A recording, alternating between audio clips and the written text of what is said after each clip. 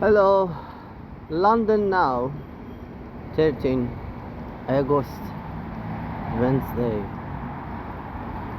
امروز 13 آگوسته و من دارم تو خیابونه لندن تو منطقه هول و هوش اطراف کنسینگتون دوچرخه سواری میکنم.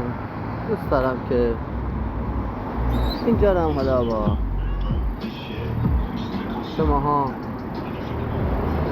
اشتراک بذارم، ببینید حالا هر کسی که منو دنبال داره شاید تشریف بشم که بیشتر براتون فیلم بذارم، بعدا فیلم ها رو بیشتر ادیت کنم، اما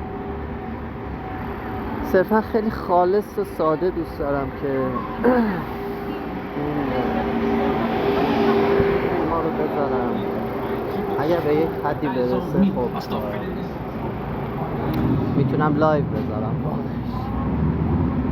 خیابونه اصلی رو خیلی الان شاید مد نظرم نیست، اما خب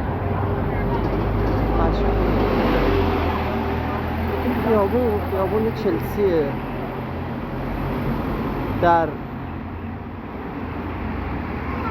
اگر اشتباه نکنم در یک سری در ایام سال کل این خیابونا گل بارون میشه و مغازه مسابقات گل برگزار میشه یه جورایی. حالا اینو آپلود کنم بریم تا بعد.